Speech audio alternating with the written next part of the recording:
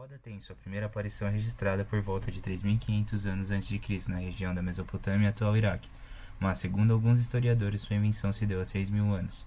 Contudo, não foram encontrados achados arqueológicos que comprovem tal afirmação. Acredita-se que essas rodas rudimentares, compostas por 3 tábuas presas em formas de cruz e no centro a presença de um furo natural do nó da madeira para a passagem do eixo, foram o início do desenvolvimento dos primeiros meios de transporte moderno. Com o passar dos anos, outros povos a aperfeiçoaram, colocando aros metálicos e reforços a fim de torná-las mais eficientes e resistentes. Devido a sua versatilidade, suas aplicações se difundiram em outras áreas, como fiar, tecer, máquinas hidráulicas e moinhos de vento. A invenção do barco a vapor se deve principalmente à invenção do motor a vapor. Segundo alguns historiadores, James Watt foi o responsável por aperfeiçoá-lo, pois desenvolveu uma câmara de condensação, transformando a máquina de movimento alternado em rotatória. Segundo alguns relatos, o idealizador do barco a vapor foi um jovem aristocrata francês, Claude François Dorothée, o qual estudou o motor a vapor de James Watt e desenvolveu seus próprios protótipos. Em 1783, o seu modelo de barco a vapor de pás largas, Faroescape, funcionou navegando contra a corrente do rio Saône por 15 minutos. Contudo, a Academia de Ciências de Paris não reconheceu seu trabalho. Em 1801, William Simpson constrói o Charlotte Dunas, um rebocador composto por uma única roda de pá, localizada na polpa do barco, propulsionada por um motor de James Watt de dupla rotação.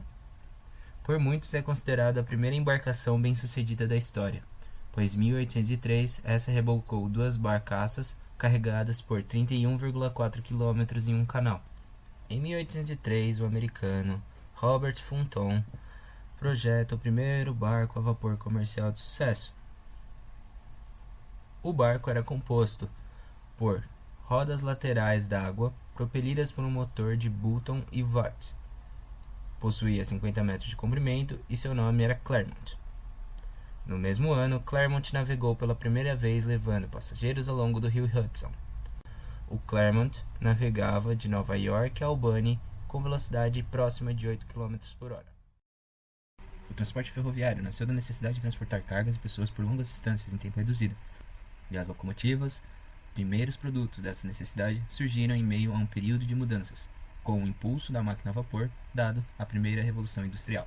Nomes importantes a serem mencionados são Richard Tevitt, Joseph Cugnet, John Blenkinsop e George Stephenson para a locomotiva. Em 1801, a locomotiva rodoviária conhecida como The Puffin Devil, criada por Richard Tevitt, um dos primeiros veículos rodoviários para transportes de passageiros, movia-se por sua própria fonte de energia. Contudo, já existiam similares, criados por Joseph Cugnet.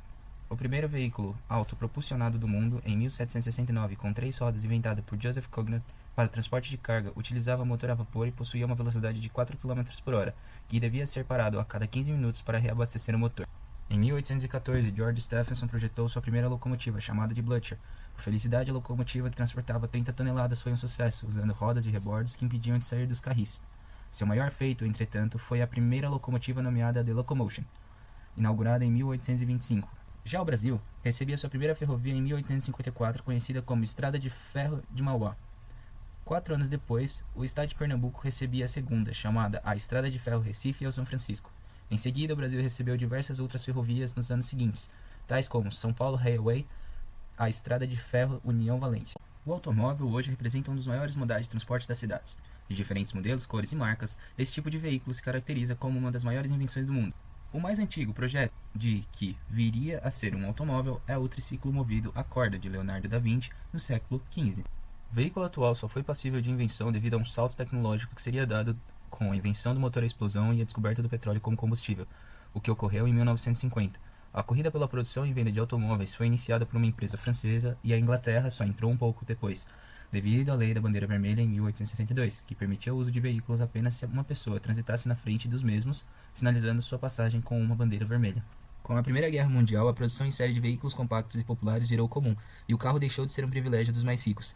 No Brasil, a produção em série de carros se concretizou no governo Juscelino Kubitschek, com o boom da indústria automobilística no ano de 1956. Com o passar do tempo e as inovações tecnológicas, outras formas de veículos começaram a ser propagadas e começaram a cair no uso comum. Um exemplo disso é o veículo elétrico, um tipo de automóvel que utiliza propulsão por meio de motores elétricos. Novos desafios hoje encaram a produção de automóveis. Eles vêm se transformando, mudando o plano de transporte de cidades e representando enormes inovações, que hoje vemos fortemente a presença na sociedade. Quem nunca teve curiosidade de voar?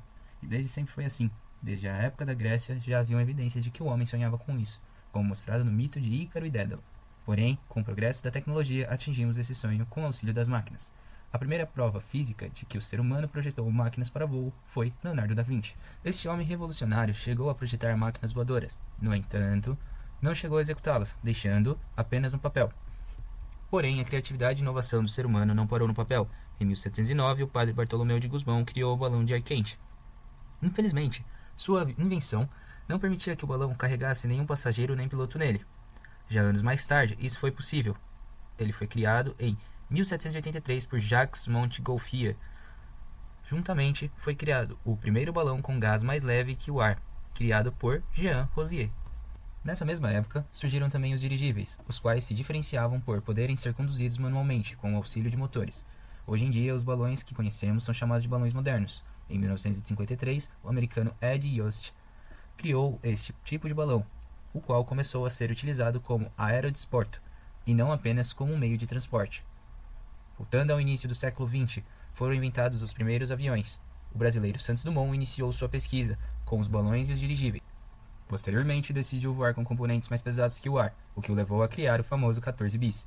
Falando agora em helicópteros, este foi criado em 1907 por diversos cientistas em colaboração, como Louis Breguet, Paul Cornu e outros. O helicóptero, assim como os aviões, tiveram grande protagonismo na Segunda Guerra Mundial, sendo utilizados para transportar soldados, mantimentos e até mesmo para realizar ataques aéreos. Hoje, eles ainda são utilizados para isso, mas, com o término das guerras, é muito mais comum o uso para o transporte rápido de pessoas e de objetos de pequeno tamanho e grande valor. Com o avanço da tecnologia, hoje temos os drones, os quais são veículos aéreos não tripulados. Por não ser necessário um piloto, os drones são utilizados para executar missões de alto risco humano, como para o uso militar, e coleta de material radioativo. Mas claro, há também quem os use para audiovisual, tirando fotos e gravando os vídeos. O ser humano é muito ambicioso, e quem disser que o céu é o limite está enganado. Com o avanço da tecnologia, tornou-se viável o sonho de sair da Terra e viajar no espaço.